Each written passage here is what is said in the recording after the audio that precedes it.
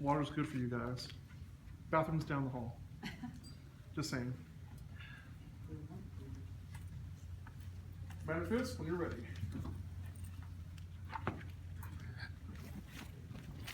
Hello everybody, my name is Gage Phipps. I'm the president of the Real Estate Club here on Covina College campus. Just a quick introduction.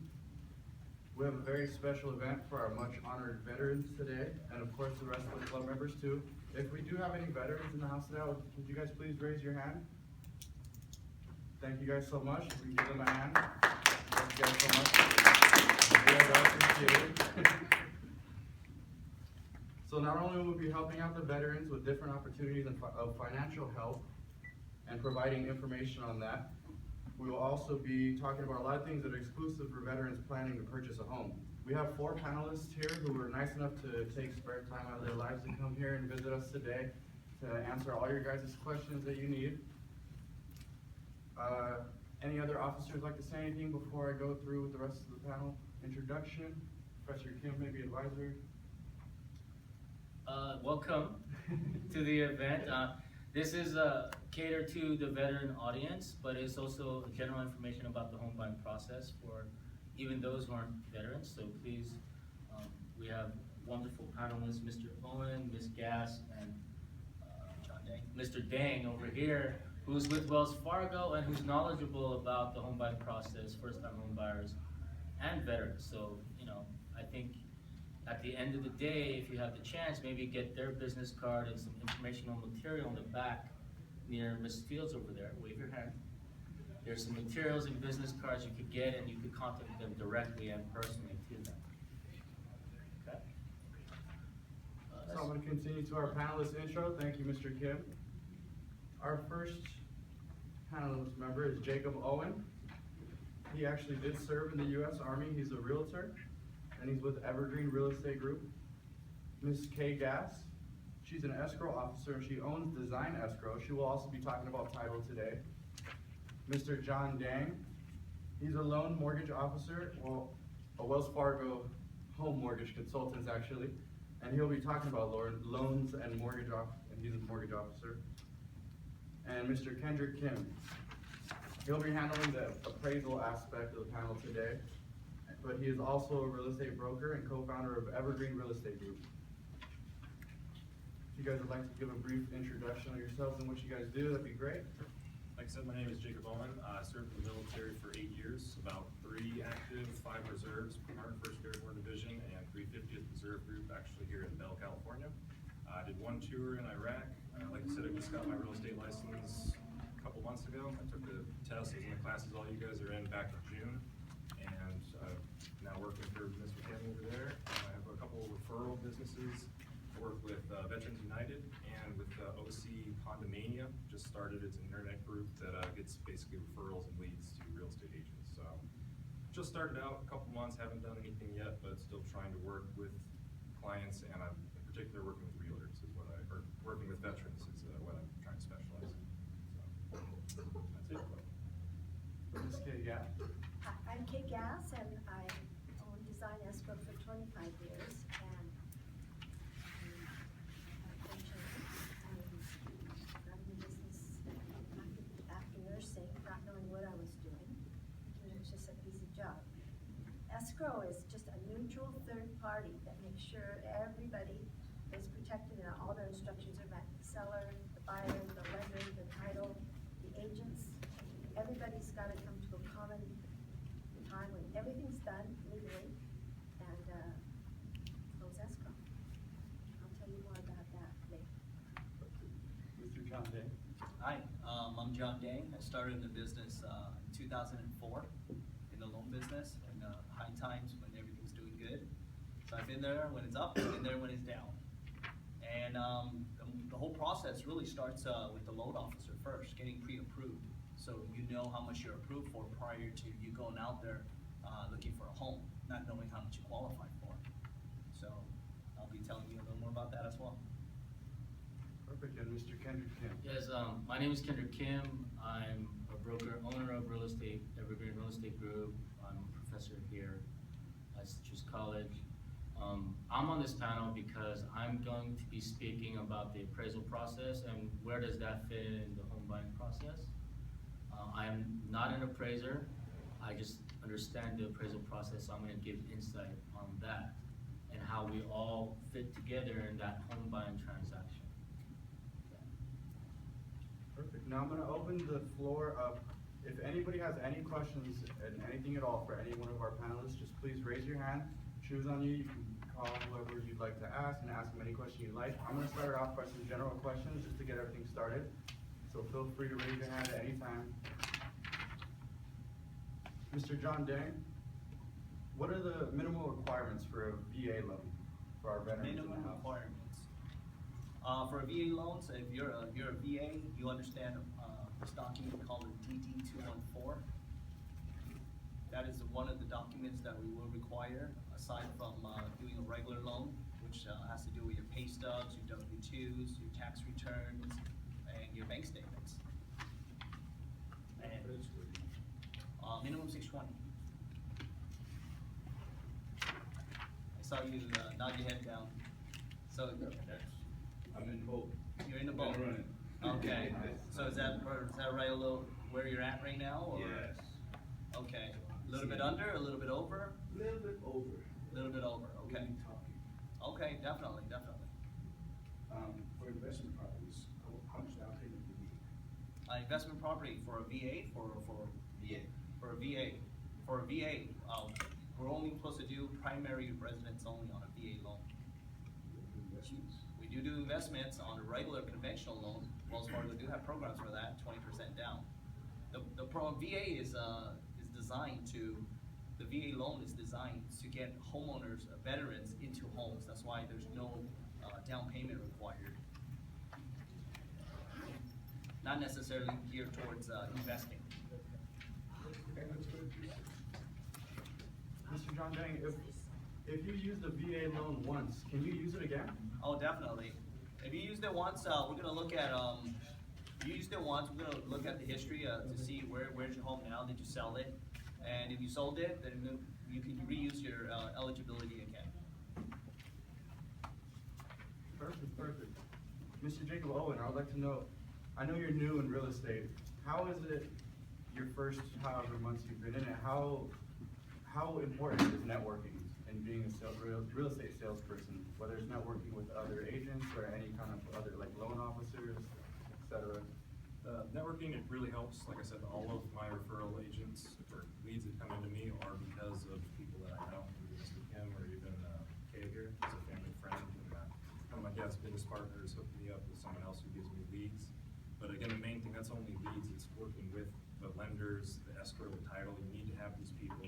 I have one client right now who's trying to get a loan. She doesn't have good income, so I'm trying to work with loan officers to find her someone that can give her the loan at the rate that she's for.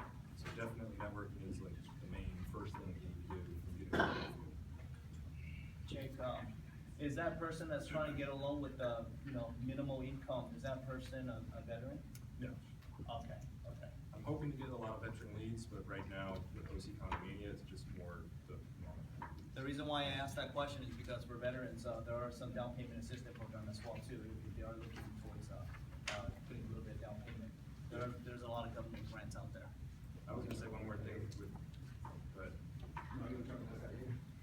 Sure, talk about that now. Yeah, so I believe, there's one that I'm looking at now, that they have a $5,000, grant from the government. It's something that we would have to sign you up, I'm sorry, not 5,000, 5%. 5% of your loan amount. What's the max I would qualify for? Okay, for LA County, it's 625,000. But for, depending on geographical area that you're in, majority of them is at 417. So if you're in a San Bernardino County, then it will be 417. If you're trying to buy out in Ontario, Riverside, those all roaming around 417. What's that income ratio that's looking at? Oh, they're very flexible. The VA is very generous. You can go, you know that word debt to income ratio, we can go as high as 55%. Depending on your compensating factor and if everything makes sense. We're not gonna let home and eating cup noodles every day, right? So, Just make sure I have the card. definitely. Okay, my The next floor is question- also open up Oh, sorry, to, go ahead. yeah, not just veteran loans, right? Just, Not, again, not just veteran loans per se, but Mr. Dane over here is specialized in first-time home buying process. If you're a first-time home buyer, you know, you could ask questions about what's the first-time home buyer process like. Maybe the first-time home buyer process might be better than the veterans benefit that you have right now, sir. Maybe he might get you better deal with the first-time home buyer instead of the veterans, and vice versa. He could do a comparison analysis for you. But then again, like I said, you guys could talk more in detail with your financial situation. correct. And Depends on the property you're looking at too, because my first house I bought, I actually used first time home buyer as opposed to VA. It just happened to work out that it was better for me to do that. Depends where you're buying it too. It is very competitive out here in the LA area. So, Culver City, okay. Being realistic. Hey, that's being real, that's it, yeah. So, yes. Yeah, what do you have to do to apply for the 5% grant? That's something that we can apply for you. There's a portal that we can go to and fill out all your information. As long as the government still has the money available, that's something that we can, are you a veteran, sir? No, my son is. Your son is, okay, yeah. That's something that, we can have him fill out. Go in there and go into the portal, fill out all his information, and he'll be put in line to get granted that 5%. And, we have to put a whole loan package together. Is there a cutoff date for application, or is it open year round? You know what, it's open year round, but they come out with different programs, and it depends on the fiscal year and whatever they have quarterly. If that money runs out, then they'll open up other programs available. But if, your son's, is he still active, or is he, He just retired, he's in the Air Force for 15 years. okay, yeah, has he ever bought a home before? Not yet. Not yet, so he could use his eligibility. He could use his eligibility, he can even go 100% financing. So that's something we could look into as well. So what happened is Wells Fargo would finance 95% of it, and the other 5%, we can ask the government to step into. There's no repayment required as well. Yeah, so it's a good bonus. And remember, the questions are open, it's not only for veterans, so if you have any questions about the home buying process, gentlemen over Yeah, there. I'm not a veteran, but, if I co-sign on a loan for a house, does that disqualify me from being a first-time home buyer myself? If I help co-sign for a loan? Are you currently on the loan now? No, You co-signed how long ago? about 15 years ago. 15 years ago, you'll be considered a first-time home buyer again. I believe it's 2 years, right? If I'm not wrong, yeah, it's 2 years. Okay, great, thank you. I have a question for Ms. K. Gass, sorry. I know you gave a brief introduction about escrow, but if you wanna tell us what escrow is, and does everybody that wants to purchase real estate, do they need escrow? Yes, in our area, they need escrow, and they need title insurance. And the reason is, when you open the escrow, there's an agreement usually with agents, and usually the lender's already involved. And so it all comes together with seller, buyer, and an agreed contract most of the time, unless they do it without. And you have to have an escrow, because first title won't talk to you without an escrow. And I can put in there that you don't want title, but it's very dangerous, because title's ensuring you that all the liens are cleared of the seller, and that any liens maybe against yourself as a buyer, it's gotta be handled and mentioned on the policy. And a lot of people call me all the time, they don't want title, because it can be expensive and the whole thing, but they don't know what's on title, no one does. There could be tax liens, there could be all kinds of liens. You buy it without title insurance, you're stuck. And if you do go outside and something happens with the property, you don't have any insurance. Title insures you from the day it closes back, not forward, back. So they're saying to you, everything's clear, everything's paid off, escrow's done all this, the lender, we've met all the requirements of everybody. Everybody has strict requirements. The lender, the contract, the seller, buyer, title, and we have to follow those and bring them together to close. If they're not followed and they're not done, we don't close. requires certain insurance, and if it's a condo, a different one. It better be there, and it better be the right coverage, that, it's to protect all of it, really, that's what it is. And so that escrow is just to make sure we follow all the instructions, and titles to make sure that they're covered, so when they close escrow and insure, you're protected, and that's huge. Can you also, emphasize on the term liens for the audience? Maybe they don't know what liens are. Liens can be tax, IRS liens, state liens, they can be judgments. Somebody could have filed a mechanics lien, somebody could have had, you had small claims, maybe you had, some lawsuit. And a lot of times people say they don't know they're on title, and they don't always tell you. So that's what we do, and that's what title does. And so if your seller, you're the buyer and the seller is these liens, you want to clear so that you get clear title, it's just your loan. How long does the escrow process go? Pardon? How long does the escrow process Well, take? it depends on the contract. We get the real estate contract that's already agreed upon before I get it. Usually John, the lender, is involved with the buyers beforehand. And then when they open it with me, I just follow the instructions as much as can, and then they tell me who the lender is, and everybody gets copies of the escrow instructions, of contract, but it's binding. Usually 45 days. It's hard to get it sooner because the lender's got so many requirements too, but we have to have time. Let's see. What else? So it ranges between 30 to 45 days. Yeah. Yeah, from the day, both parties accept, the seller accepts the agreements, and the buyer, yourself, accept all the agreement of everything on the So contract. it's different when it's all cash involved? Yes, Yes, it'll be a little different. different. You can Well, do it just in to 10 add to days. that, if it's all cash, you probably won't need the lender unless you're gonna ask for a refinance cash out Right. after you purchase. But usually with the lender involved, they have requirements like, when we get to the appraisal side, is it the appraised value that I'm loaning on? If I'm loaning you $350,000 and the appraiser says, no, it's 320, Mr. Dang over here isn't gonna give you the 350. You either have to come up with the difference if you really want that home at the list price, right? But, we'll get to that part, but other than that, Mr. Dang and the lending process, they meet the specific criteria, and then the escrow puts everything together based on everybody's agreement, from the buyer to the seller, the buyer's agent, listing agent, and all of that, and it comes all together. And then escrow, generally what Ms. Kaz does is she basically takes everyone's, what they want, divides it up between the seller and buyer, and kind of like an accounting distributes the funds here and there, right? And pays off the existing loan of the house that the person is selling. So the money goes to her. She'll, All the buyers' money comes to me, yes, so. and when then they she come- releases everything. When they come to sign loan documents, when it gets to the end of the process,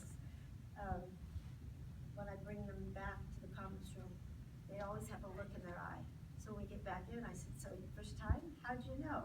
Cause I'm gonna ask all their money, hard-earned money, and I gotta prove to them that everything's okay to do that. Now, what happens is like, okay, talk to a realtor, talk to the owner, they're selling the house, I wanna buy the house. They're selling the house for, say, $300,000, and it's like, I qualify for the money, but when it comes to the appraisal, it's only like $275. Do I have to go back to the owner and say, hey, look, your house is not as, valuable as you thought? Yes, the buyer's agent, which represents you, the buyer, would probably say, hey, look, the appraisal price isn't there. My lending officer is not gonna give me the full price to purchase at 300, so can we renegotiate the price to lower it down? So it's not gonna be me, it's gonna be my realtor. Yes, yes, and most of the time, the seller and the listing agent means that that's the agent representing the seller, and would basically say, this is what the owner says, they say no. So there's two things that can happen. The lender can either rework some loan package again, or the buyer will just come up with the difference. Because Mr. Deng is not gonna loan at full 300,000 if the appraisal price is only at 270. So when I talk to a realtor, he's my agent, he's working for me, looking for my best interest. Of course. that's understood. I don't have to say, well, it's sold at 275 and he wants 300. He's automatically gonna go ahead and say, okay, we need to renegotiate. Or he's gonna talk to the other realtor that's listing and say, hey, look, what are we gonna do? Well, basically, you're not gonna say, hey, I can't get the loan at 300 if the appraisal price says 275. So what can we do? And your agent that represents you will try to negotiate on your behalf. And, okay, so we negotiated and everything is go, whatever the scope is, liens on there. That's where this gas, the title insurance will cover and investigate. But before any of that even happens, the agent will look at all the liens that are on the property beforehand, before you even get there. Well, sometimes they don't show though, Yeah. because maybe they had a wrong legal description, maybe it just didn't show, so you gotta, so you get a preliminary title report about 5 days after you open escrow. That tells who the owner is, tells you the legal description, the address, the parcel number, how much the taxes are at that time. And so that's what I review, and if there's things on there that be taken care of right away, we have like liens or judgments, or not always is it our people, it's sometimes the name's similar. And so then we have to get the social from the seller, and title has to run and make sure. And anyway, it's our job to make sure that those are all cleared, all paid, all ordered before we close. So when I see you in the conference room with the bright eye stare, all I'm doing is signing and everything is good to go.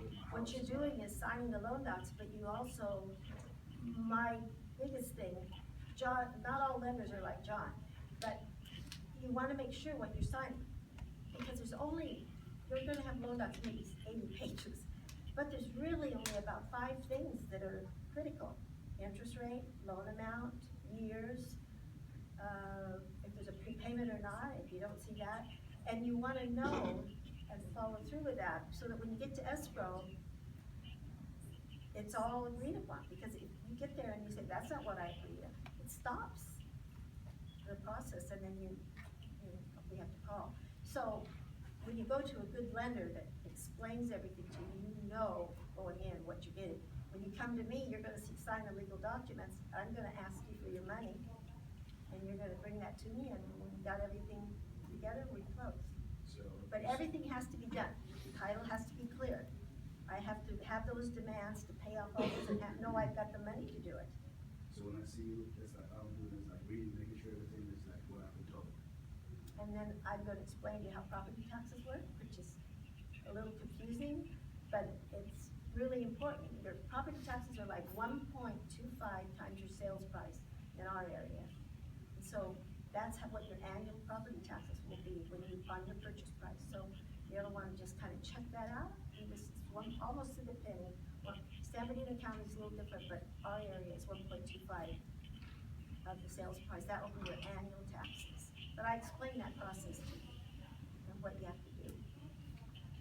And going back to the appraisal thing that you said earlier, you need to let your realtor know if you plan on using a VA loan or if you're gonna go conventional or FHA. Because when you're dealing with the appraiser, you have to have a VA certified appraiser to appraise the house, and they're looking at more stuff than normal appraisers. If you're getting a VA backed loan, they actually won't even lend for you if there's anything unpermitted unblocked. So if you're looking at a house that has an unpermitted room, there's no way you're gonna get a VA loan on that unless they get the permits, the seller fills the permits and fixes it basically. So you need to let your realtor know when you get the appraiser, if you're getting a certified appraiser or another appraiser. Mr. Kendrick, Kim, if you wanna go ahead and, explain what an appraiser does and maybe how much an appraisal might cost. Before we do that, this gentleman had his hand up for a Oh, while, sorry so about that. let's. I had a question about the appraisal. Some sellers, they get an appraisal like a couple months, like maybe say 2 or 3 months, back. Let's say the amount was 500,000, and let's say a buyer agrees to purchase a house, and then say, I think you work for Wells Fargo. Yes. Let's say you appraise the property and it's 450,000. Now there's 2 appraisal values. Which one do you use? We use the one that we use. Okay, so it's always. We don't use the old one anymore. The appraisal is good for that date, so that 2 months ago, from like let's say it's April 2016, that appraisal is good for that day. And if you're trying to sell your house 3 months later, you have to do a reappraisal on that. And if there's any differences, whether it's lower or higher, the new one is the one that the lender will use as the appraisal value. If there's a discrepancy, we are able to rebuttal, and, we're able to look back at the last 6 months to see the comparables around the area that was last sold within a 1 mile radius. Now, the real estate agent would probably make a good case and tell the appraiser that the comparable areas, like houses that was sold around that area that you're trying to make an appraisal on, they look at the average prices pending, which means it's gonna be an escrow, and it's about closed, and the closed sales within the last 6 months in that circumference of an area. And if that's a high price, more than the appraisal price, then you can make an argument for reconsideration of value. And the lenders could do that as well. But the buyer's agent should probably take the lead to assist the lender on doing that. But most appraisers, they're not gonna undervalue because they know what they're doing. And these days, the experienced appraiser has probably worked the area that they're doing appraisers on, right? So it shouldn't be that significant of a difference. You're never gonna see it today as you did back 10 years ago, like 2008 and 9, where the appraisal price is 270 and you're trying to list it at 300. It's not gonna be that big of a difference. Now it's a little more, streamlined, and they're sending appraisers who know their area, so it's not gonna be a discrepancy. Is there a difference between a veteran appraisal and a regular appraisal? Well, yeah, like as Mr. Jacob Owen said, the veterans appraisers, they have a little more specialized technique, look into more things. And even with FHA loans, I'm sure that's probably changed, but if there's some things that need to be fixed and the seller doesn't wanna fix it, then either they can't get the loan on the regular FHA, or they have to add an FHA 203K, which is a rehabilitation loan on top of their regular loan. So appraisers would consider that okay if it's fixed, or if it's gonna be used to fix things, right? And how long, or if anybody has any questions? Nobody? How long are appraisals good for? From my understanding, appraiser is good for, expires within 60 days, give or take. But, don't quote me on that because I'm not an appraiser, right? But anytime that you get an appraiser to appraise your house, and then you're thinking about selling your house, and it's like 3 months later, then that appraiser is no good. They're gonna have to do a new appraisal again. Especially if you're gonna use a loan officer to get the loan on that house, right? Now, do you have to sell your house for the price that the appraiser gives you? Or why not? Well, it depends on the seller too. Some sellers, for example, they got a job in Arizona and they need to be there like yesterday and the house isn't selling. And maybe the appraisal price is about $20,000 under. And the seller may be desperate because he needs to be in Arizona like yesterday to start his new job, so he'll probably sell it at the appraised price, right? That's probably one of the main reasons. Or, unfortunately, if you're getting a divorce, you don't want to see your wife or you don't want to see your husband again, you just do a fire sale just to not see each other anymore. So they'll probably just sell it as quickly as they can. That's probably one of the few unfortunate reasons, right? Or there was a death in the family and they just need to sell it because they can't deal with it. Perfect. Any questions? Me again. What are the fees associated with the loans? Which one's negotiable? For VA loans, there is something called the funding fee. So for VA loans, there's no private mortgage insurance like the FHA has, or in any conventional loan, even with less than 20% down payment, they would have a mortgage insurance. But for a VA, there is a VA loan, there is no mortgage insurance, but there is something called a VA funding fee. The VA funding fee, the percentage on that is 2.150 of your loan amount. That is something that they will collect, and you can add that to the loan as well on top of your loan. So you can finance that. Can you pay that up front? You can pay it up front if you would like to.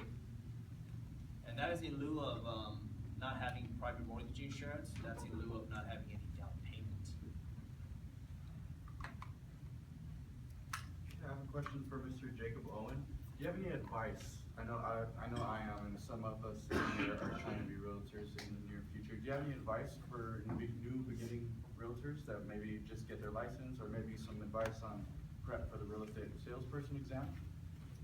Yeah, taking classes at Citrus were the best for me. I took 2 of them here, and I took 1 online course, and I didn't feel that I got enough out of the online, so what you're doing here at Citrus is really good.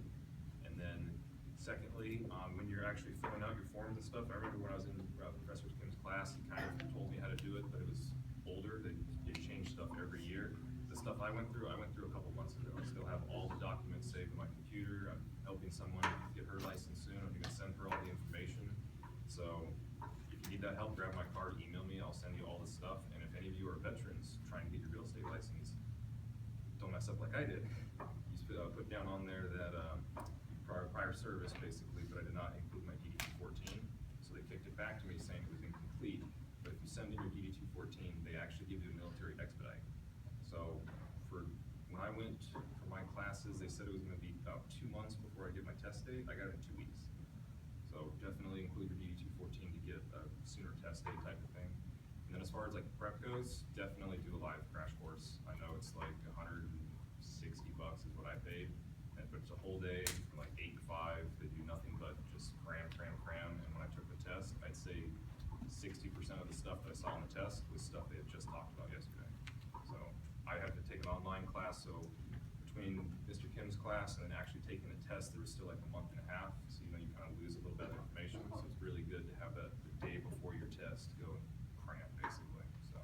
And again, I talked to you, for my crash course, they give you both PDFs and then also the live part. I have all of the PDFs in the crash course, so if you just wanted to read over those without taking it, I could give that to the club, and that's something you guys could use too.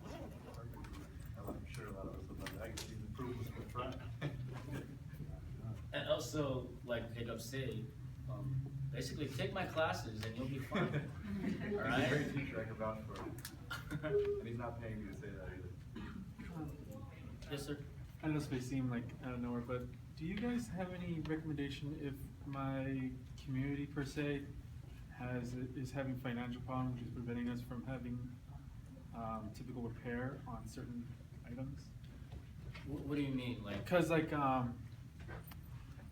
I'm having problems with say a fence which is just got cleared of termites and all that, and it's still damaged, and it seems that my community is financially incapable of. Does a fence lie on your property line, or is it shared between you and the neighbor? It's shared between me and a few neighbors. You might want to ask us to pull our resources together. If no one's complaining, I just leave it as is until you can fix it. But You're renting, right? Yes. You're renting. I did property management, and don't quote me on the exact days, or the exact times. If it's a repair under 1 month's rent, you can do it yourself, save the receipts, and they'll take that out of your rent for your next thing. So like if it was gonna cost $10, you save the receipt for $10, and then when you go to pay your rent, pay $10 left and send the receipt in, and you're allowed to do that 2 times within a 12-month period. You can double check online, but I'm pretty sure as long as it's less than 1,000 or 15, whatever you're paying, you can do it yourself. You just gotta keep the receipts and send them to your property manager. Thank you. Yeah, usually when you tell them that, it kind of lights a fire under them. Yeah, you have to because tell them they you're don't doing that want you first. to have to, they don't want to have to like not have you pay the full amount of rent. So as soon as you tell them, hey, if you're not doing this, I'm gonna do it myself and I'm taking off my rent, they're like, oh, no, we'll do it. So just tell them that that's something that you want to do and they'll get it done within, Okay. but by the You time have your to rent's due. let them know before you do it. They have to have like 30 days notice, and then if they don't fix it, you're good. You had a question? Mr. Owen, you mentioned a little earlier, if there is unpermitted work, a VA, you can't get a VA loan for that? Not until you get it fixed. Sure, so if someone's selling a house and they have on the description that it is unpermitted and you qualify for a VA loan, that means you shouldn't even look at that property? You have to talk to the seller and get them to fix it, and if they refuse to do that, that's why I was telling you, you can still go conventional or FHA, but the VA back loans, they're not gonna do anything with that. So that's why you let your realtor know what you're looking for, and again, that's one of the reasons why when I first bought my home, I had to do it conventional or FHA, whatever I did, because I had an unpermitted bedroom on the back, and the VA wouldn't touch it. So, there's things that you have to look for, and if you let the real estate agent know, he won't even show you the ones that you can't get, basically.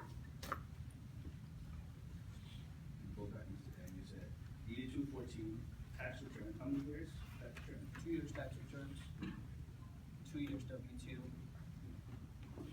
1 month pay stub, 2 months bank statement.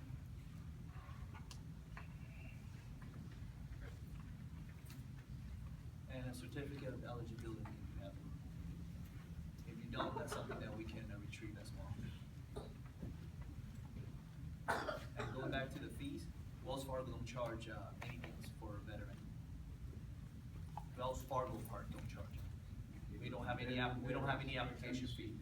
So the VA does collect their 2.150 for the VA funding fee, but Wells Fargo don't charge anything on that part. Aside, escrow is gonna charge their part, title is gonna charge their part, but there's nothing on with Wells Fargo. Ms. Gas? Yes. What are your fees gonna be? Just. What are our fees? Yes. It's 1.75 times the sales price with 175 base. So that doesn't mean too much to you, I'm sure, but we haven't raised them in 25 years, and we're probably one of the lowest, because most of them are $2 to $3 per. So if you're shopping around, you wanna ask, what's your escrow fee, what is it, $35? It makes a big difference. And then there's a time fee for the loan documents, getting all that done, and you signing that. And, on title, you pay on just what your loan amount is. The seller pays the biggest part on the sales price. And if it's cash, you don't pay, you don't have title, you're covered under the sellers, but you're not charged for it. And then also I wanted to tell you that the contract is a contract, but after you roll the escrow and you wanna change your mind about something, you want something fixed, you want whatever, and all parties have to agree, the seller and buyer have to agree before I can amend it, but it can't be amended to change. So you had an inspection and they found something that needs to be fixed, but it's not in the contract, but they said they were gonna do repairs. So you have an option to go back and see if they'll agree. Once they do or don't, they'll tell me, and if they do, I draw an amendment only after everybody's agreed. Always, can never be one-sided.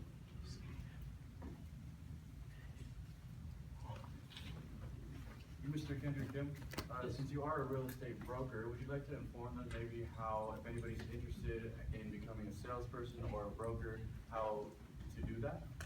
Well, if you like to become a salesperson, you need to take real estate principles and practice, and a third class, which we offer here as either escrow or legal aspects of real estate. We also have here finance and appraisal classes now.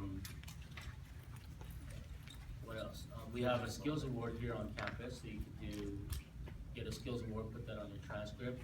We're gonna offer the certificate and associate's degree eventually here at Citrus College campus. But if you're a business major in general, I think the real estate classes would definitely complement your business major. Because in real estate, you pretty much have to do everything from your accounting, because you're self-employed. You're also gonna have to do the marketing, because you're marketing yourself, right? And you're gonna work with a lot of people, buyers or home sellers. So you gotta learn a little bit of psychology on the fly too, and dealing with different personalities and people, right? Most of the common questions I usually get from buyers is, how much do I have to pay you to help me look for a home? I tell them, you don't pay me anything. I'm doing this as a service, and I get paid by Mr. Owen, the listing agent, who represents the seller, and I negotiate my commission with him. And buyers get really surprised by that. And a lot of buyers out there, whether you're a veteran or just the general public, most of the questions I get as a real estate broker is, I wanna buy a house in Newport Beach, so let's go buy the house, let's go take a look. And first thing I ask them is, do you have a lender, and do you have a pre-approval letter? And that pre-approval letter means that you are guaranteed that $350,000 or $500,000 loan, so we can specifically look in areas with that amount, right? And the lender will work with you in terms of how you get pre-approval. He's gonna not only just check your credit score, but he wants to see your bank statements. And if you say you're the CEO of Chick-fil-A, he wants to see a letterhead saying, Michael Andrews, CEO of Chick-fil-A, and he's been here for how many years? Along with your tax returns and W-2s, right? Those are things that buyers have to think about. And then, oh, how do I fix my credit? How do I do this? Well, there's a lot of government loan programs that many loan officers can refer you to. Credit counseling even, right? Mr. Dang here with Wells Fargo, they have a lot of consumer credit counseling information for the consumers. And at the same time, just how to fix your credit, just some tips, okay? But the main thing that loan officers and many real estate agents will tell you, when you're in the process of buying a home, and if you have that pre-approval letter already with you, do not co-sign anything for your brother, sister, mother, while you're getting that loan from Wells Fargo. Why? If you co-sign anything and you add more debt to you, then Mr. Dang over here is not only going to be angry with you, but he has to start the whole process all over again by looking at all the debts and income all over again because you co-signed for your mother or sister or father or whatever, right? And a lot of people don't know that, and they just think, well, you know, it's my sister, I'm going to co-sign, and I've lost that timing that we're about to close, and now we can't close because the loan officer told me, yeah, your client co-signed the loan, I have to rework the whole loan package again.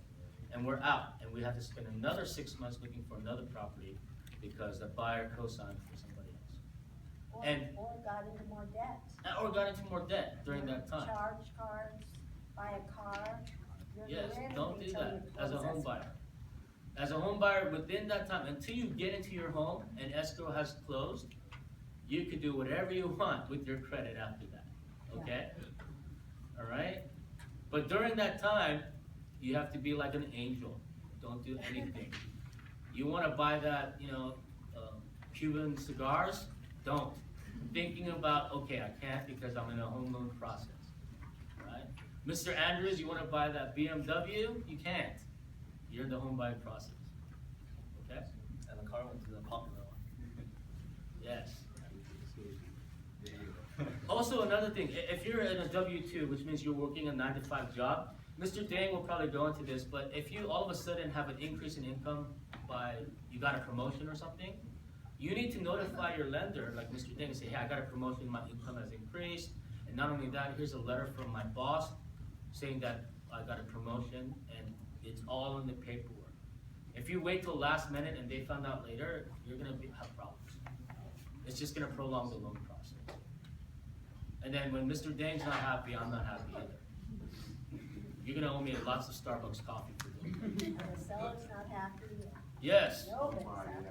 yes. Mr. Owen, who's representing the seller, is gonna probably buy him a steak dinner at Yeah. Norton Steakhouse. Right? Pre-approval letter, how long is it good for? Pre-approval letter, we're good for about 120 days. So we're gonna ask you for some documents up front, and we're gonna do an income analysis, see how much you make, check your credit with your permission, be able to see your debts, how much you owe, and kind of find out what's your debt to income ratio, that's what we used earlier. And from there, be able to tell you what's your buying power. Issue a pre-approval letter pretty much the same day. You can get all the income documentations as soon as you can. And then once I issue that pre-approval letter, that's where you bring it to your real estate agent and you tell them, hey, here's my pre-approval letter. I'm approved for $500,000. I want to start shopping. And here's a tip for students I see in the audience. Your credit card debt, right? Let's say you have like 3 credit cards and you got like $5,000 credit limit on each. Do not go out there to Pokemon stores and start buying all these Pokemons and maxing out your credit line, right? Why? If you have a $5,000 credit line, you want to only use at least maybe 10 to 20% of that credit line and keep the remaining balance, remaining available credit high. Why? Because that affects your debt to income ratio when you're trying to look for a home. Credit card companies report to 3 credit reporting agencies: Equifax, TransUnion, and Experian. And what they look at is your payment history and your available credit. That's almost 65% of your credit score that's affected. So if you're making monthly payments consistently for 24 months and you have no missed payments, that could increase your credit score. If you got a $5,000 credit balance and you're only $5,000 credit limit, and you're only using about $1,000 max, that could still increase your credit score because your available credit is really high. If you're like me, when I was a freshman who had $5,000 on 10 credit cards, maxing out all the $5,000 on each one, that's how your credit score goes bad. And then being an idiot by actually opening up more credit cards because you want more free money, which was very lax during the 1990s, that could really also help, that really affect your credit score as well. And then Mr. Dang over here, lenders will probably not be too happy in giving you any loans with that high of a credit debt that you have. And they're not looking at just the credit score anymore. They're looking at the debt to income ratio and everything else. You could have an 850 credit score, but if you got so much debt, they're not gonna give you a loan. Think about that now as college students. So when you keep saving and keep paying off that minimum balance, increase your credit score, and understand that, okay, this is what I'm doing now for my future, then someone like Mr. Dang could really help you buy a home and give you the best interest rate as possible based on your credit score and your debt and your income ratio. Okay? Hey, do you have any questions for them? Alfredo? Oh, go ahead. I had a question on, is there a price to get that pre-approval letter? Does it cost anything? No, there's no, it's completely free. We're here to help, we're gonna find out, we're gonna get some document and some information from you. Okay, we can do within an hour. And those are up front, right? You just walk in and ask if you want pre-approval. Correct. Yeah, so if we get you information, we'll send you a list of items that we'll need, and as soon as you get all that, you can scan it, email it, fax it, meet in person, whatever's convenient for you. Question, shopping for like loans, kind of like increases your credit score, so what's your advice to that? Don't pull your credit everywhere. Once you find out how much you owe, what's your credit score, work with that, and if you're shopping for it, and you go into other lenders, other brokers, then you already know how much you owe, you already know what's your credit score. Give that verbally to them, tell them don't pull your credit. Will they agree to that? Because I've done that with buying a car. It's like I walk in there and the first thing I wanna know is like, what's your social? It's like, I know what my credit score is, all I wanna know is like how much the car costs. And I can't even get the price of the damn car. They want, what you want your monthly payment to be? I wanna know the price of the car. I wanna figure out what I'm gonna pay monthly. I don't want you to tell me what I'm gonna pay monthly. So that's the issue I have when I go over there shopping, it's like, this person wants to check it. They don't wanna give me any information until they check it. Well, just know that Mr. Dang and I and Ms. Gass over here are real estate professionals, right? We're not car salesmen, so you won't get that from us, trust us. So when I come and say, hey, this is my credit score, and this, I bring you my documents, and this, I can give you like a rough idea of what I qualify for. Mr. Dang can do that if you know your credit score, and he's very helpful with consumers. Now, if you come to me, I'm gonna ask you for Starbucks first, because you're giving me a hard time. Now,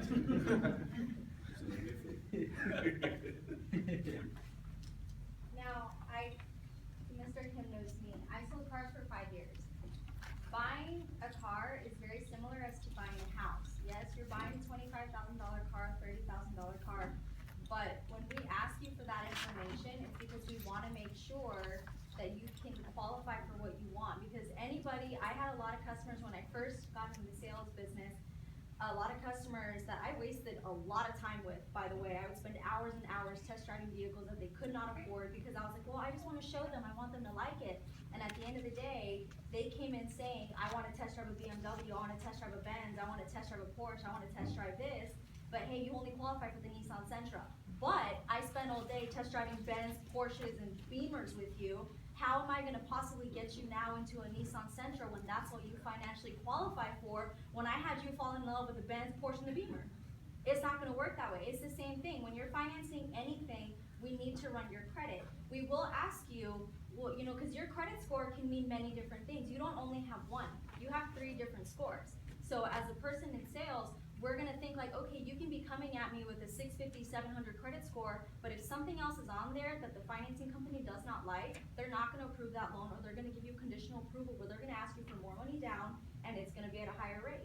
So buying a car is very similar to buying a house. It doesn't take 30 to 45 days, but the only reason that we ask you, you know, okay, after getting to know what you want, what you feel comfortable with paying, the only reason we ask you like, okay, let's go do financing now, is because we wanna make sure that we can get you something that not only fits your needs, fits your wants, but also fits your budget. It's the same thing with buying a house. You wanna make sure that your customer is overall satisfied with their monthly payments, because it's like what you said, Mr. Day. We wanna make sure that you're able to put food on your table, because it's real nice when you're driving around in a BMW, but if you live in an apartment with 12 other relatives, that doesn't matter. We don't care about that. So it's one of those things where we need to make sure that your financial, or your wants also meet your financial standings. It's So- agreed, but I believe that from just the home buying process side, I think most consumers, they're gonna be honest with Mr. Dang and saying, look, I ran my credit, I have all this information, and In they'll a probably, perfect world, I would totally believe. they'll probably you. tell the truth most of the time, because they're serious That's the home thing, a buyers. lot of people don't understand though, that your credit score does not always determine what your financial standing is, because you can be really good as far as making payments on time, but if you have a lot of revolving credit at the same time, they're gonna look at that as a point against you.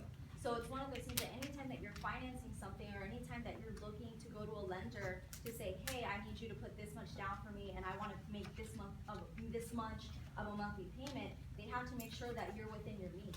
So when you go buy a car, when you go try to finance anything, Best Buy is gonna do the same thing. If you try buying a $1,300 laptop and you wanna put it on financing, they're gonna run your credit too. Because it's one of those things where anytime you're financing anything, you have to live within your means, and you also have to realize that you're asking someone to put money up front for you, and you're asking them to have this blind faith in you, which, you know, look at our economy right now, it's barely on the pickup right now, so it's like really, we've kind of been conditioned to know that people do not really know how to handle multiple payments, and people do not really know how to live within their means. So it's one of those things where, you know, you could want the 6-bedroom house, but hey, if you only qualify for the 3-bedroom, 2.5 bath, that's what you're gonna get. You can huff and puff all day, but I have to check your credit. If this comes back at this, that's all you're gonna get. And if not, you have to come up with that extra down payment. But if you can't even qualify for that house or qualify for that car, I'm not even gonna ask you to come down with that extra down payment. So it's one of those things where you also have to understand that running your credit, going through anything through a financing company or a lending company, they're gonna ask you for that, because they wanna make sure that you're living within your means, and they're not gonna get screwed over in the meantime. So, let's just hypothetically say this gentleman already ran his credit, went to ABC Mortgage, and did the whole 9 yard.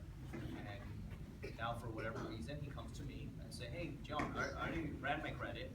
I already know what my credit score is. I already know what my liabilities and debts are. Okay? I don't want you to hurt my credit. I don't want you to run it again. So, okay, great. Tell me what's all your liabilities. I'll jot it all down. What's your income?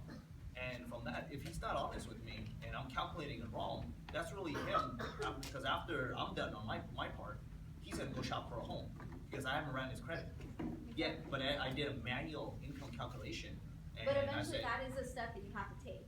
Running your credit, if you wanna get approved for any financing, eventually that's, Yeah, of course. you have to do that. So, I mean, I'm not saying go run your credit all around town, because those are points against you, but if you're actually serious about wanting to continue the process, you have to be open to people running your credit.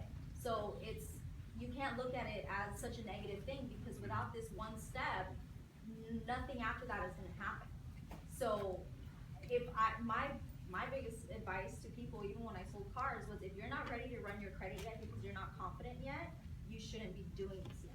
Because this is something you have to do. This is something that, unless you're coming up with cash, I need to run your credit. I need to know your income, and you need to be honest with me. Because half the time I would have customers lie to me, and then the financing company would come back and say, hey, they only really make this much. And then they're asking for stipulations, they're asking for proof of income, they're asking for proof of all these things, and then it turns out like, oh, I actually make 3,000 less than I said a month. Well, dude, now I gotta start over from the beginning, and it's just like, it's one of those things where it's honesty, but it's also coming to the realization that you gotta do what you gotta do. If you wanna buy a house, you gotta run your credit. If you wanna buy anything, you wanna finance anything, you have to run your credit. you're right.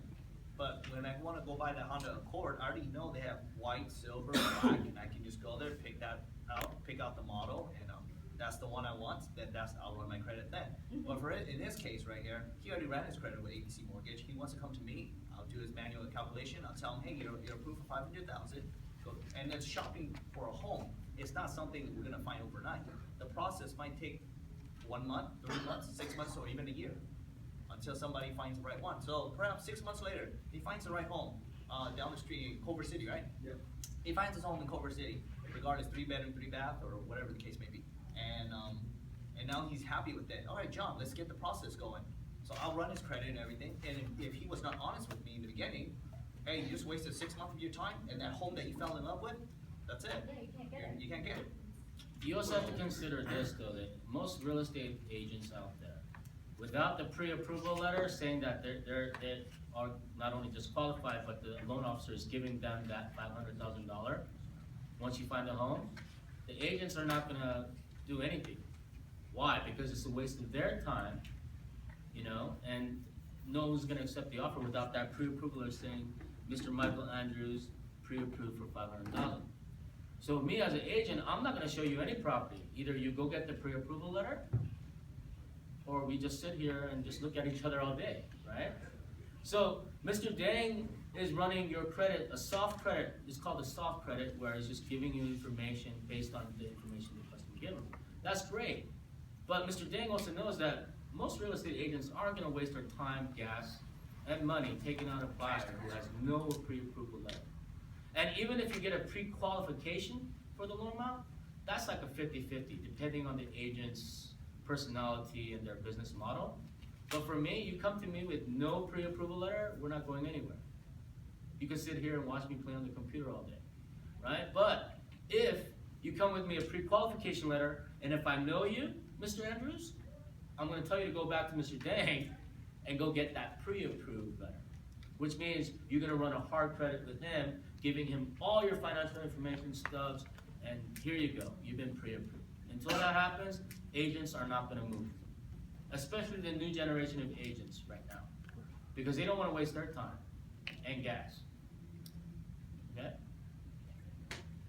As far as in real estate, you know, investing and stuff, what would be the best legal entity for passive and active?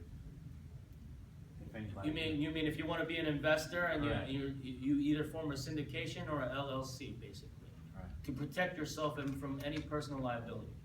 So they can't come after you or your family. It's under a corporation, LLC, right?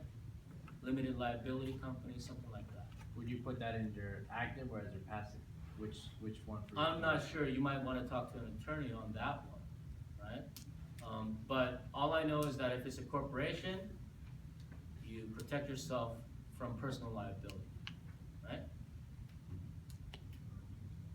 Anybody else? But have can you get a loan as a corporation? I think Wells Fargo can answer that if you Yeah, anybody can if you answer. want. We don't generally, we Generally. put it under you personally first, and then you can do whatever you want with it afterwards. You can have it all switched to your LLC or corporation afterwards. Now, one of my students asked me, if I'm a W-9, independent, self-employed, how can you run my credit and determine my debt-to-income ratio when I'm not really having solid income monthly because it's not stable? It's basically self-employed. So I'll look at your 2 years tax returns to do an average from that. But, you know, most self-employed people, they want to pay less taxes as minimum, so they show either a negative or no income at all. So what would you advise them to do then if they really want to get a home? You don't want to pay Uncle Sam, and you won't qualify for a loan. That's the thing. Did you hear that? So if you're self-employed, you want to show less possible income to not pay the taxes, great for you on the tax bracket, right? But if you want to buy a home, most likely you're going to probably tell them you're going to have to redo your taxes and show that you have income for the past 2 years, right? And then at the same time, you're going to have to rework with the IRS, right? So it's kind of like, you know, what do I do if I really want to buy a home? So you have to think about that as well, okay? Anybody else have any questions regarding a home buying process or anything like that? Coming from a frugal background, where credit cards are considered a thing we use,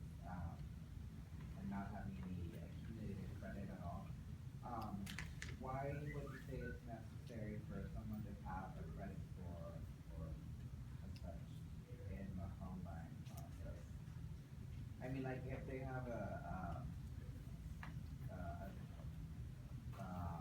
like a stable income, but they just, don't use credit cards? Your question was, I'm sorry, My your question is, my question is it necessary to have a credit score to, buy a house? correct, yes, you'll have to have substantial credit in order to buy a home. The reason why is because your credit is what determines your history of how you make payments and your habits of how you make payments. If there's a bunch of lates on there and you have a credit card and you pay and you're late all the time, then we're gonna see a trend of that. Your credit score is gonna be really low. And I think what he's trying to say is he has credit, but not in traditional credit in sense of like multiple credit cards, car loans or anything like Okay. that. But maybe he has credit on utilities and all this other stuff, but he can't show like car payments. Is that what you're trying to say? You like, if you don't have the money, you're not using credit, or you don't even want to use credit, you either just pay cash or check. And how can you get a credit score or have some credit history without having a credit card? Is that what you're basically asking? Is there a way for you to do some alternative credit history findings if they don't have any credit cards or car loans per se? we do. Did everyone get a folder on the way in? No? There are folders in the back, Michael. Yeah. Mr. Chen, can you pass this to the audience, their Correct. folders? There's actually a printout in there, if you can help pass it around to everyone that didn't get one. So yeah, we do take alternative credit trade lines. We could look at your T-Mobile cell phone bill, that could be considered a trade line. Your gas bill, your water bill, whatever's under your name utility-wise, that's considered a trade line. And we can use that towards your credit as well. For that, would you have to backtrack 2 years still? Like how you would for? No. We'll look at the trade lines, maybe 2 payments or so, 2 months. 2 consecutive months, most recent. Thank you. Yeah, no problem. So in the folder right there, if you guys want to open it up, there's one of them. There's one printout called Your First Mortgage. That's the program that I was talking about in regards to using non-traditional trade lines. So we're able to use that. This program is catered to get people into homes. It's a proprietary product only Wells Fargo has. It's minimum 3% down payment. So for those of you that's not a VA, this program would be good for first-time home buyers. 3% down payment. You can get gift from parents as well.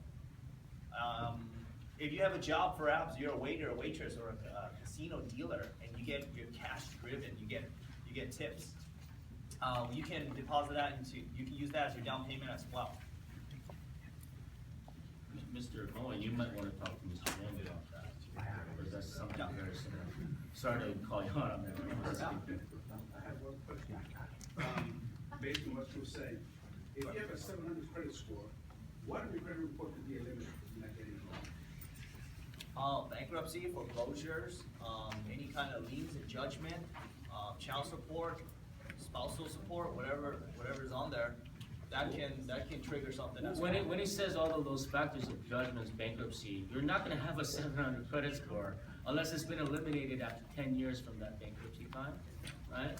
But you could have a 700 credit score, but you have so much high credit balance, but not enough available credit. Like I said in the example, students have $10,000 credit line, but they're using like $9,999 and have only $1 left as available credit. That could significantly affect that debt to income ratio that the lender, Mr. Deng, would probably be looking at. And your payment history. 2 years you made payment, but then all of a sudden, on the 25th payment, you missed it because I'm tired of paying just the interest. I'm gonna wait for the 26th month to pay it all off. If you do that, that dings your credit score too, because it shows one late payment. You wanna have a consistency of making payments on time with no late payment history. And you wanna have a very low credit balance, but a high amount of available credit. So if you got $10,000 credit line, you wanna have at least $8,000 available credit to you. So a rule of thumb is, for example, you have a credit card and your limit's $1,000. Try not to go over 50% of the limit. So don't go over 500 bucks in essence, if you don't, because once you go over that 50% threshold, it starts to hurt your credit. So stay under that and you should be okay. And just make sure you do, make your payments on time, as Mr. King said. How long it takes to fix it? Like, let's say if it's, we use it on the top, like 5,000. I don't do any credit repair, but it depends. Perhaps you wanna fix something, it could take up to a month if you can wait, or you can even do something called rapid rescore. Contact the credit bureau and cost around $30 to get something fixed. These are some credit reporting agencies that are running on the board. www.experian.com, right? There's transunion.com, right? TransUnion, and then Equifax. All right, you can check your credit report once a year, right? And then see what's on the credit score, your credit report. It may be something false. Kim and Dang, those Asian common surnames are a lot, right? Kim especially. So sometimes they might mix you up with a different Kim. I found out there's a Kendra Kim out there that had a bankruptcy in 1978. That doesn't make any sense. I was born in 1978, so I couldn't even file bankruptcy, right? In 1980, someone had a car repossession in Chicago. I was 2 years old in Torrance, California. How could I be in Chicago, right? Remember, humans are the ones that are entering in credit derogatory information, right? And they might see Kendrick Kim, 1978, born in 1978, and then 1965, and the social security numbers, they might not be looking at it properly, and they just enter it on mine instead of the original person. That's where your job is to write to these credit reporting agencies and say, this is the wrong information, right? I even called them too, it's like, does it make sense to you? I was born in 78, how did I file bankruptcy when I was born in 78? Does that make sense? Right? And Wells Fargo always gives out that information in terms of here's the 3 credit agencies, some credit tips. If you're a consumer banker with Wells Fargo, you have a checking account, they provide a lot of these personal finance tools for you in terms of credit history and what to do. Any banking sites, whether it's Wells Fargo, Chase, whatever, they have that information for you. And go to these sites and go to freecreditreporting.com, get a free credit report, right? Look into it. Start now as college students. Try to practice that method of not using that full $1,000 credit line. So maybe 5 years down the line, if you talk to Mr. Dang about home buying process and things like that, you understand what's up, so to speak, right? Who's graduating soon? Next year? Who's transferring? What are you guys majoring in? Business. Business. So where are you going after this? Where am I going after this? UC Berkeley. UC Berkeley. Yeah. Okay, so once you graduate from UC Berkeley, would you say that you can buy a home shortly after when you get a job, or do you have to wait a while? I have to wait a while For so I can start my career, and get it slowly, pretty much. Cause I want to be an entrepreneur. Okay. So I want to invest in small businesses first, and then once I build my businesses, after that, I want to buy my own. Get your own property. Okay. So what I was trying to bring up is, perhaps you guys are going to be graduating sometime soon or a year from now, transferring, and you guys are going to be going into your profession, whatever you guys are trying to do. But let's just say, for example, I'm going to graduate from here, and I'm going to be a registered nurse. I'm going to graduate with a registered nurse license, and perhaps my parents have the 3% down payment for me, but I'm just going to be starting work next month, perhaps. Would I still be able to buy a home? You have no history. You have So- your so- income isn't like documented. So that's the point I wanted to bring up.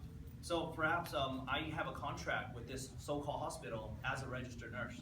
They say they're gonna pay me X amount of dollars for that year. Let's say 70,000, 80,000 a year. They said they're gonna pay me that much a year already. So I'll be able to get that offer letter along with your diploma That's my history right there. If my diploma is my history, my offer letter shows how much I'm gonna get paid, I can qualify to buy a home. Yeah, and then the 3% down payment, my parents can gift it to me. Now, Wells Fargo, even, they also take into consideration if you went to medical school or law school. And I know medical school and law school, that's a high student loan right there.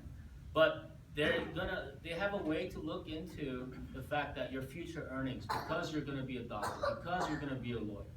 And based on that, they could work something out to give you a loan, even though you have that high amount of student debt going to law school or medical school. So you might wanna talk to Mr. Dang about that as well, to see what type of programs Wells Fargo has to offer. And not just Wells Fargo, there's a variety of other mortgage lenders out there that does the same thing in terms of, okay, you went to medical school, you're gonna be a doctor, you have a contract. Okay, well, this is what we can do for you. So think about that in the back of your head too. Gentleman had a question over there. Yeah, I actually have a scenario that has a question attached to it. Say, for example, you have newlyweds, and both have their careers set, and they're gonna buy a home. But they're also planning on investing in properties. Is there any way that you could split that first-time buyer help, where say as the husband uses that first-time buyer, and maybe 2 or 3 years along the line, the wife wants to use that first-time buyer, or can you not do that because they're married? You get what I'm trying to say, the question?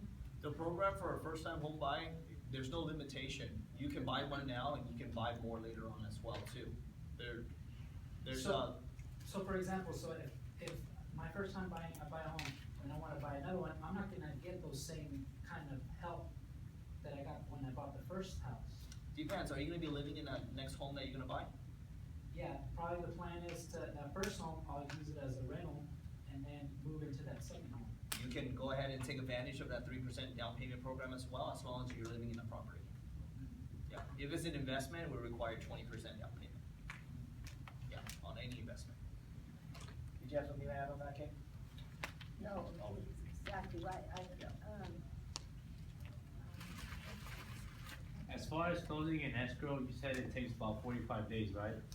How is it that in a luxury market, they can close within 2 weeks and a week? What's the difference? What did you say, what market? In the luxury. The what?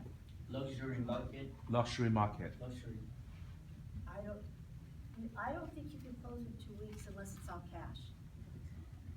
Well, when you say luxury market, maybe it is all cash, right? Yeah, that's the reason. Yeah. And if you know any of those people, refer me, please. Yeah, you can, there's a lot of cash. Yeah, that's going why, on that's right the reason now. why I And so there's emphasize on not luxury too many market. fees to the buyer. So you can close it within a week if you have the money in cash then? Probably 10 days, the same, Within you gotta 10 get the prelim, you gotta order the payoff, you gotta check everything over. You don't wanna rush and miss, you know. Okay. Escrow, well, the whole process is very legal, and there's a lot to do, because for escrow, we've gotta look at the title and, well, you know, like maybe somebody passed away, and so then the family, they're in a trust, and the family is going to act. We have to make sure they are the ones that can act, and sometimes they think they are and they're not. There's just, they've gotta have the power, and that's my job. And so, we do everything to protect everything. And some aren't gonna like it, but it's very legal. And we don't want you getting in, we want you to be aware and know what the payment is, so you're not surprised. And when the market went bad, started going bad, we would see a lot of things, but didn't realize it was as big as it was. So the loan brokers would come in from small companies and they would be getting a lot of money to do the loan. But the buyer wouldn't see it because it was called a yield spread or something. But we just couldn't figure out what was going on because the buyers didn't have a lot of income. They started with a teaser rate, maybe 2% or whatever, so their payment was really low. Maybe the seller was paying some of the closing costs. And so then when they come in escrow, usually the loan broker would come when those were those kind. And they had no clue who was gonna pay the property tax, because the property tax was bigger than the house payment. You've gotta be aware, you've gotta read, you gotta know what you're doing. That's what I was, And it's for all I so was important to going go to on. a good lender that's gonna show you that, because, so that's, it's just very legal. Yeah, gentleman, right here had a Mr. question. Kane? Oh, Oh yeah, I'm reading your first mortgage flyer right here. What's this, when buyers complete a home buyer education course that they can reduce their interest with? So that's an incentive. So if you take a first-time home buyer course, then their interest rate will be discounted. Is that like offered through Wells Fargo or? That's correct. This Yeah, like- program's only offered at Wells Fargo. Okay, is that like a weekend class or what is that like? No, it is online too. Oh, okay. Yeah, you can do it online Does it lower it dramatically, the interest? by 1/8. Oh, okay. Correct. So if your interest rate was at 3.5%, then it'll be at 3.375. 1/8 off. It makes a difference. Yeah. It'll lower your monthly payment and longevity of it, but you're gonna save a lot of money. Any other questions? Ms. K, can you go over on ways of taking title? Yes. The ways of taking title is if, the reason for it, and you have to do it in California, is if anybody passes away. And so what happens and what tax problem you can have. So, if you're a single person and you're on title by yourself, if anything happens to you, there's nothing saying what's gonna happen to that property. So you either have to have a will or get into a trust. You gotta think of that. If the other one is husband and wife or joint tenants or not married people, it could be couples, whatever, it's joint tenant, that means that the remaining people on title get the house, automatically the house without going to court. But on joint tenants, sometimes there could be a tax issue. Joint tenants means that when you bought the house, maybe $100,000, and so you own half of it with your spouse or whatever, and you sell it 20 years later for, you could have a tax issue. The newest way is community property with right of survivorship. It's at the time of death, instead of going back to when you originally had bought it. And so I should have brought those, but it explains that you can go online and check the different ways. As a married couple, there's only a couple of ways. Or you can go in a trust, but most lenders don't like to loan to a trust because it's an entity. But we can put you into a trust or back into a trust as soon as escrow closes. But they want their loan direct most of the time, right? Most of the Yeah, time. most of the time. Sometimes. But they'll sometimes, allow it. yeah, the trust, it might get too complicated, you Yeah. get attorneys involved. Exactly. And, so then there's joint tenants, there's tenants in common. Tenants in common means that whoever's on title can own a percent. Say you, and you have a friend that's on title, you can own 50% each, or 30, 70, but what that means is that is your percentage to own, and you can will it out or deed it out, that percentage. So, better hope that the person that's on with you wants that person. But that's what tenancy in common is, it's a set percentage, and that person can will that part out to anybody. So sometimes investors will do it, but like Mr. Kim said, LLC is the best because it takes the liability off you personally, and there would be partners and they could only sue the units. They couldn't sue all your assets. And there's brochures back there of what escrow is with my card. So you can pick up when you leave and still wonder about. Yes, please, Or you thank can you, email Mr. me Actually, with any questions. Mr. Chen, can you pass out the material to the audience? I noticed that when some of them left, they forgot to take some material, so. And you, feel free to email me, tell me you came to this class and we have a question, I'll be glad to answer. Because there's lots of questions, lots of things to go over, but you don't wanna give too much because it's a confusing process. So, and anything you're thinking about, just feel free to ask us. Same here. Yes. Going back to the first time buyer incentives, okay, you buy a home, right? At what point can you buy another one that still receive that incentive? Okay. You could, buy one as soon as, 6 months. Buy one, 6 months, live in it, and then 6 months, then after, 6 months later, start shopping for a home, and then move into the next one. So same thing, 3% down payment.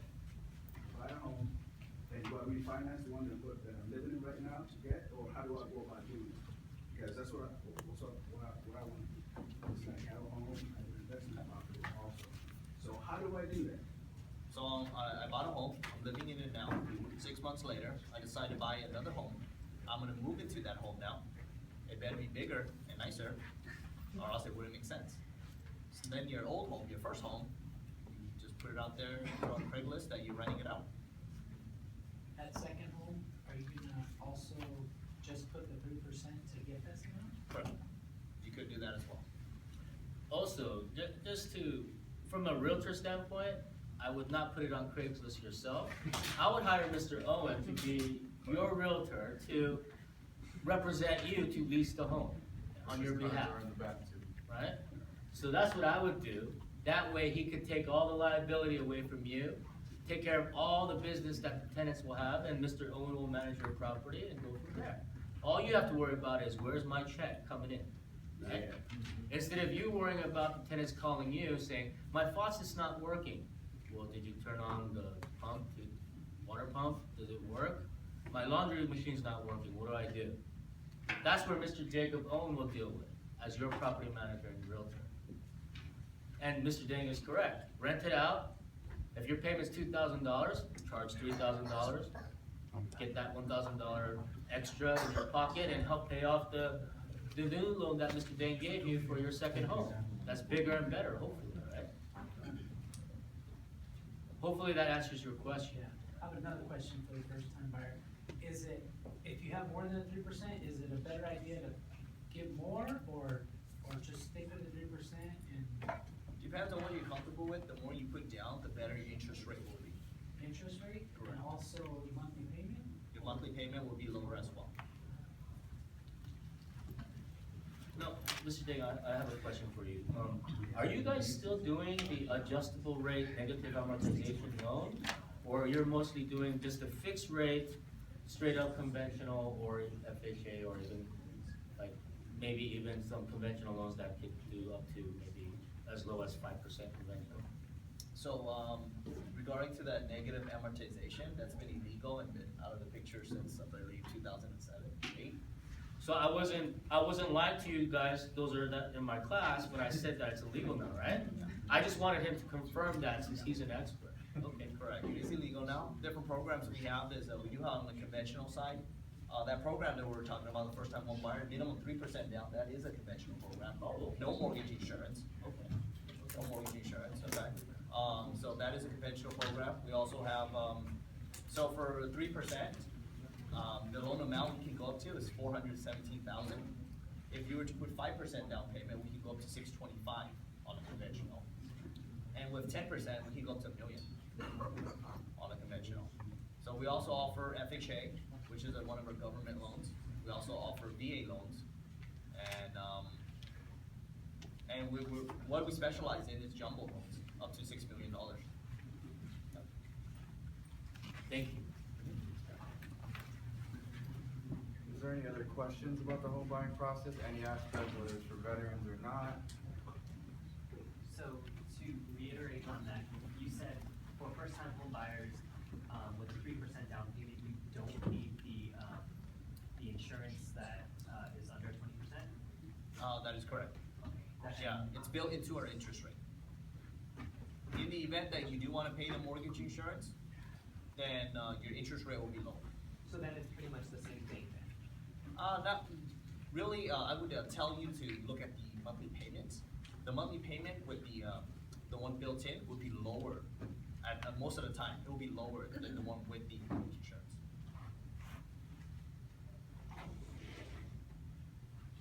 Any other further questions? If there's no further questions involving the home buying process, is anybody interested in real estate profession at all, whether it's a salesperson, because there's not just salesperson, there's salesperson, broker, property manager, escrow, loan officer, property development, there's all kinds of different opportunities in real estate that people don't see. People, like, just to touch up on what Professor Kim said, for being a real estate professional salesperson, you just need to take those 3 classes, real estate practices, principles, and then one of the 8 or 9 electives, I believe there's 8 elective classes. And in order to be a real estate broker, you need to take all those classes, all the electives, real estate principles and practice. And you can either have 2 years experience as being a salesperson, or you can waive that experience by having a bachelor in business and a minor in real estate. So for any of you that are interested, that's just touching up on it, if any of you are interested in being a salesperson or anything like that. Maybe if anybody's interested in being an escrow officer or a loan officer, maybe ask Ms. Grass or Mr. Dang about how they got to their position today. Aside from that, any general questions for any of us? From either how does the appraisal factor into the loan, or any general questions at all? Any questions about ways to take title that you don't understand that Ms. Gass already explained? This question is for Mr. Owen. This is a veteran question that I received from a Facebook message regarding it, and he couldn't be here today.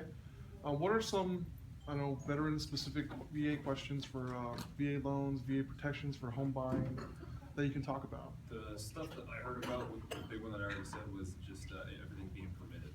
The little bit that I've worked with Veterans United is they pretty much specialize in just veteran loans. That they said it can be a headache a lot of times when they're looking at properties, if it's something unpermitted or if it has like foundation issues. The seller's obviously not going to try and fix that. They'll just try and fix it up enough, but not actually get the full permits for it. So they just said that's usually the biggest one to be looking out for. To let your realtor know, they let you know that hey, he's definitely going to use a VA loan or this type of loan, so you want to make sure he's finding the right properties, not showing him things that he's not going to be able to get using the payback loan. And then, other than that, like you said, like kind of a 417 cap, and then if you're going to go up to 625, you can get a little bit more interest depending on what loans like you do, but it seems like if you stay under that 417, you're pretty good. That's all the general experience that I've had so far. I've only worked with 2 veterans, so I haven't hit on everything yet. I'm sure there's a lot more, but that's like I said, the basic main stuff. And one thing I wanted to point out is sometimes someone, or neighbor, friend, whatever, will come and offer you to buy their home at a great price. Say, we don't need a realtor, we don't need title, we don't need escrow. Be very, very leery of that, because sometimes they don't own it. I have one of my clients paid cash for a property, and he's building a home on it to flip. And he went by the area the other day and just seeing what other properties he could buy. And he's got it in his phone, and he just glanced at his, and he didn't own it. Somebody, a couple months ago, this guy did, and it was an entity, did 10 different properties. So, and then put it for sale. So what he did, he signed off, the entity owned it, so he signed off as an officer of the entity. Somebody notarizes his ID, it's okay, I mean, he's sitting in front of them. So, but the problem is, now he's trying to sell it to somebody, and he says, we don't need title, we don't need escrow, just do a deed. Well, the liability's on that buyer, because if there's any liens on it, and then when that buyer tries to sell it, he doesn't own it, he's lost all his money. I hope I haven't confused you. Just be careful, because people say, oh, we don't need to do, but usually there's a reason. And so my friend that owns the property had to pay $10,000 to go to an attorney to get a lien put on, a mechanic's lien and quiet title, so that this guy can't go sell it out from under him till his house is built, and then that'll come off when he does sell it.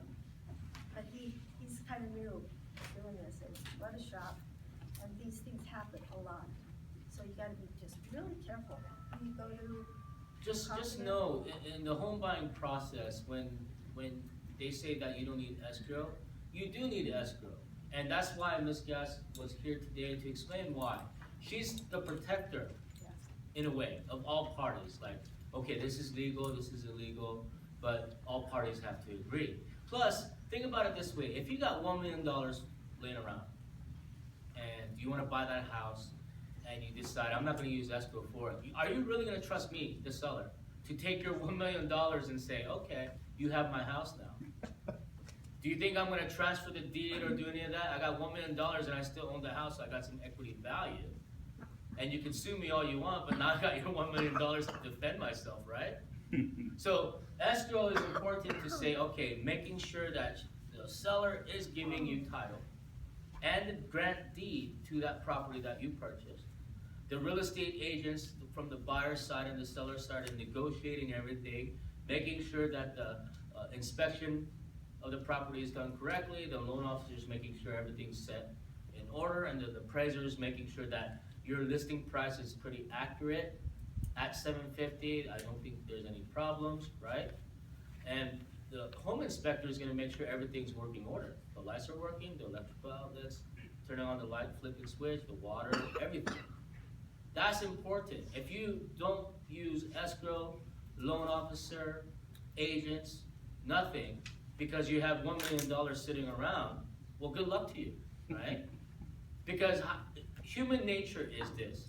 You give someone $1 million and you don't use escrow, you don't use any agents, do you think, or title, do you think that the person that received your $1 million is gonna transfer title to you, right? Well, they may transfer, but it's not good. Because anybody can do a deed and go record it. The county recorder doesn't check and see if it's valid if somebody just goes.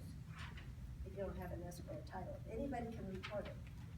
So, but you don't know, and then you really don't own it, and you've lost your money. It's just, you just gotta do the process. But when we go through you and somebody has like recorded a false deed, you check That's it, what? and if somebody record a false deed, but we go through you, you will discover that, and we don't have to worry about that, correct? You have title insurance when you go through me. Thank you. And that's what title does, that insures you. Okay. Yes, Mr. Chuck? So follow-up question, 3 questions for the panel. Any of you can answer it, but as what Ms. Gass said, what is flipping? Is it a lucrative market? And what are the processes to flipping? How do you do it? Well, the flipping is just you buy something, fix it up a little bit, and sell to make money. There's one thing that most people don't realize. If you don't live in it, and you have a gain, the franchise tax board wants 3% through escrow of the gross sales price off the top. It goes towards your taxes the following year, but at that time, that's a selling expense that a lot of people don't realize. It came into effect, I think, 2002 or 2003. So you have to be in the house for a period of time? Pardon? If you acquire the property, you have to be there for a certain period of time? It can do what? Before you can flip it? No. It's like I you're have to not live in living it before I can flip it? No, you're not, you don't have to live in it. You can fix it up and then 2 months later, sell it, make a good gain, but you're But gonna. the escrow, percentage is gonna go up. I mean, I'm thinking that's what you said. I think he's asking if, how long would you have to live in it per se in order to take that 3% away from what it- You don't have to pay the 3% if you live in it. But if you live in it, there's no 3%. But it's when you don't live in it, like you fix it up, flip it, Like sell it turn right around away, and make sell a it. profit. Unless you have a loss, you're gonna pay 3%. If you do it of just the gain, when it's 12 and 3%. So it's a lot. So you gotta know that that's a selling cost that a lot of people forget about. But if you live in it, there's no issue. Used to be, if you didn't live in it 2 years, we had to charge you. And so people would buy a house, young families, when it first came out. And then they had to pay, that 3% took their money away from their new house. They couldn't do it. We went to a meeting with the state and they said, too bad, they don't get it. They changed that the following year. Because that just, but if you live in it, it's not a question. So in essence, you live there for a minimum 2 years, you don't pay any capital gains. Should the value go up on your property and you sell? Yeah. If you're a single man, single woman, 250,000, up to 250,000 is tax-free. Married couples, 500,000 within 2 years, right? But escrow's job is to disclose all this to the seller when they sell their home, right? And that's where Ms. Gass will come in and say, hey, look, we have to have a 10% withholding, we have to do this is the reason why. And she manages all that on the selling part for the sellers. And then for the buyers, whatever fees and things that they have to do, she also tells them, hey, look, these are all the buyer's fees, and this is the loan amount you're getting, and this is what's charged, and commissions are going out. Commissions are disclosed to all parties too, like how much we're getting paid as agents, right? And the loan officer has a loan document called RESPA, Real Estate Settlement Procedures Act. Well, he has to disclose how much fees he's getting as well, in terms of either it's a 1 point origination fee on the loan, which means 1% of 300,000 or 400,000, or 2 points, which is 2%. It works like that. Now back to flipping, you said, is it a good time? It depends on really in the area market you're looking to flip. And I wouldn't highly recommend going to seminars, listening to them for 1 hour, and all of a sudden you're a flipper, right? It's a really sophisticated thing, and it's a lot of high risk involved, okay? I would probably do some research on that more. I wouldn't suggest doing it, flipping. I would suggest more of keeping that house as a rental income property and get passive income from it. You had the great idea, sir. You know, you use Mr. Dang for a first-time home buyer. After 2 years, you built enough some equity, you're making some payments, you got some money, and then you say, hey, I want another loan as a first-time home buyer. And you move up and you rent out that smaller property, get some passive income along the way, and then help pay for not just that mortgage that you're on, but with the new mortgage, then you're pretty much set, right? And you don't have to live there for 2 years, though, because you're not selling anything, you're just buying, so. You said 6 months? 6 months is good, yeah. I had one more question. What are the differences and similarities as far as buying a home and a short sale? And what? And a short sale, what are the differences? Well, the short sale means that you own more than the house is worth. So there's not as many, not too many short sales now, but I did a lot. So, say you have a house and you took equity out, used it to buy something, whatever, and then the market. So you owe the lender more, but the house appraises for, it went 2, 3, 400,000 sometimes the lenders paid. So the house has dropped in value when the market was bad, but you owe more. If they held on and could hold on with the payment and stay there, it caught up okay. But a lot of them just let it go to a short sale. So the lender has to accept taking that big hit.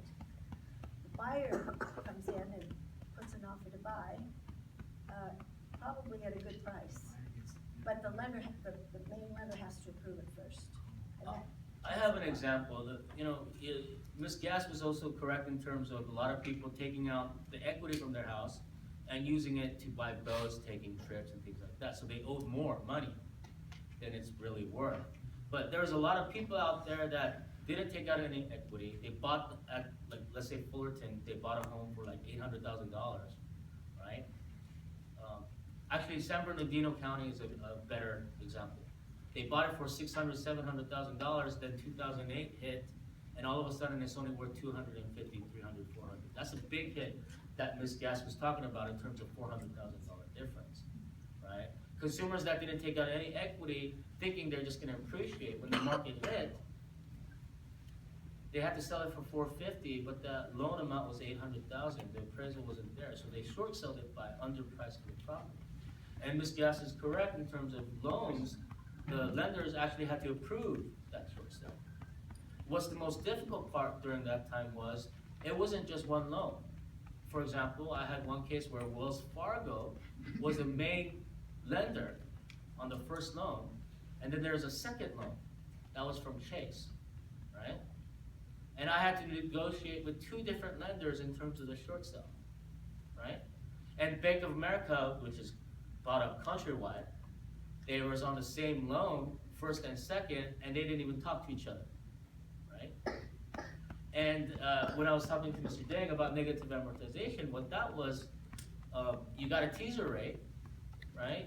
And the principal amount, let's say it's an $800,000 loan, and you're paying $2,000 in interest. Well, your balance of $800,000 is going up over time. So you owe more than the 800,000. You're not paying off any principal balance. You're just paying the interest, and the balance of 800,000 keeps going up. A lot of people got in trouble with that. Ms. Gass, I'm sure, have seen a lot of escrows where short sales were involved, where it's a longer process than that 45 to 60 days. Sometimes it took 90 days to a year. Some were 5, 6 Just to get approved? Yeah. Just to get approved and go through, close through escrow. Because Now- that lender calls the shots. They tell you what commission can be. They tell Yeah. you what fees they're gonna pay and what they're not, what they're gonna allow. And you have to follow that. I have a question. If you, to put mainly for Mr. Dang, if you take a home loan out, you get a home loan, and it doesn't cover all of the home you want to buy, are you able to take a second loan from a different place or the same place? Secondary loan? Depending on how much you're actually taking and how much you're investing into this property, we gotta go according to, the guidelines. Cause if you don't have enough skin in the game, you know, why would we take the risk, so much risk of this property that you're trying to buy? So we have to see how much down payment you're putting in and how much you're gonna be taking on the second as well. Okay. Perfect. And we do have 5 more minutes, so for anybody else who has any questions, I'm please. sorry to interrupt you, but did you have any more comments that you wanted to make based on what you said about short sale? The reason why I brought it up is I am interested in purchasing a home, and I use a lot of the apps. Like one of them that I like is the Redfin. I'm always on that, and I saw a house that was like, the price was like, whoa, you know, and I clicked on it, and it said pending. So is that what you're talking about? Pending means it's in escrow right now, and it's about to So close. somebody already put an offer. Somebody to put it. an offer, it's in escrow, and it's about, they're going through the process of closing the escrow to transfer the seller to the buyer, to the new buyer. But there's always a chance that could fall out, so sometimes they'll take a backup offer from you, and in case it would fall out, they would call you. So for example, if I were to get in contact with them and say, put in an offer, maybe a little bit higher, they possibly would go with. With your agent. No, just because you put in a higher offer, it's already a set contract with already in. escrow. Until they back out and close the escrow and cancel it, then you can put in your offer and they could probably go with yours as a backup. That means you're like the second place type thing. The contract is a legal binding contract. Once signed by everybody, it's legal. There's no taking another offer while that's going on. It's only if the buyer doesn't qualify or for some reason the escrow falls apart, then you have a chance, but only then. So even though someone coming in with all cash, nothing. really- Nothing's gonna work unless it falls out of escrow, which means it's just they back out, they don't wanna close the transaction anymore.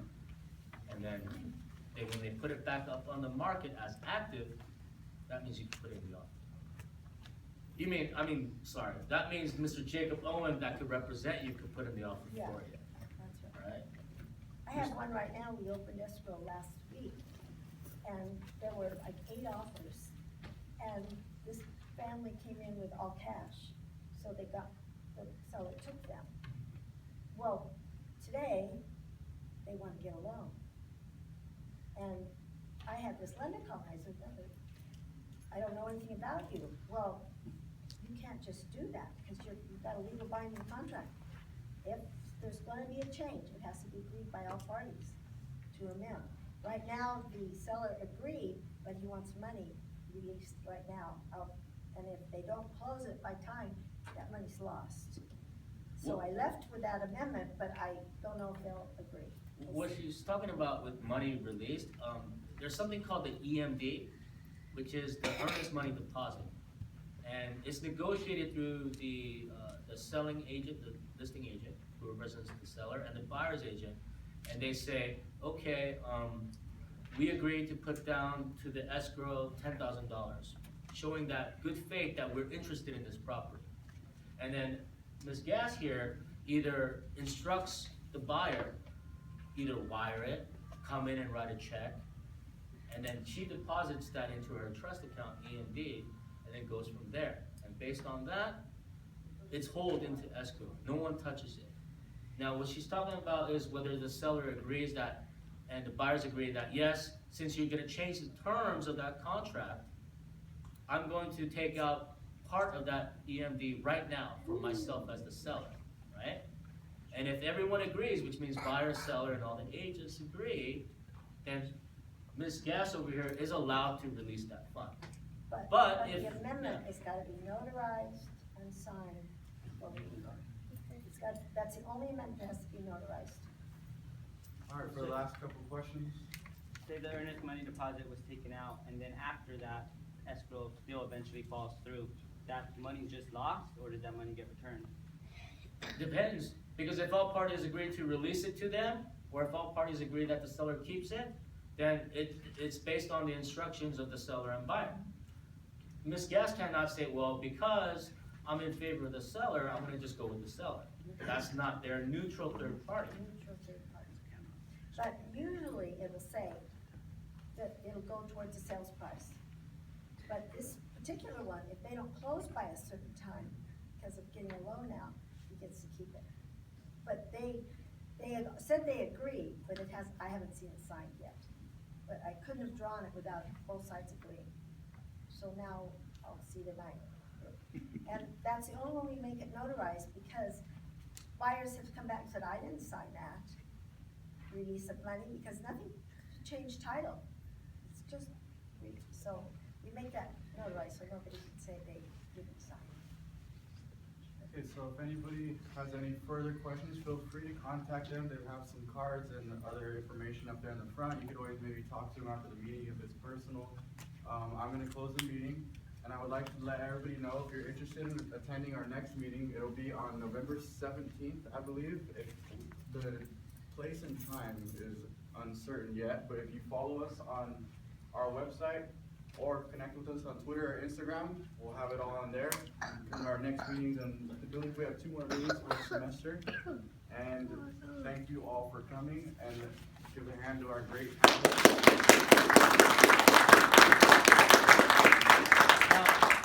Just to emphasize, our website is www.citrusreclub.webs.com.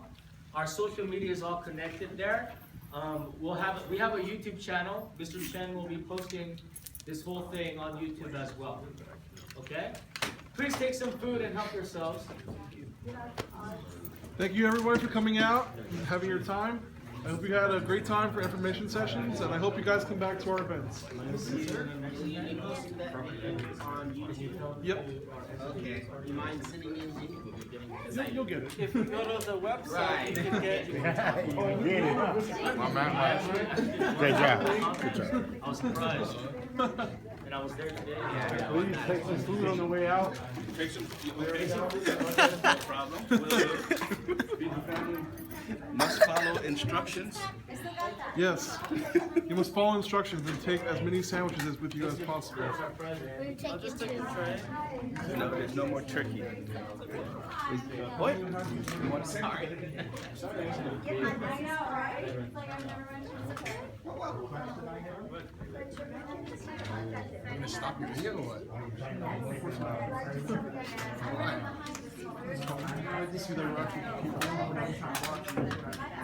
If anybody would like to meet the president, I do autographs. I see the president like every other day. Thank you for attending. Hope you enjoyed it. I will see you very soon. You said December 1st? Where's the thing on that? We'll probably have it. Take like 5. No. Don't worry.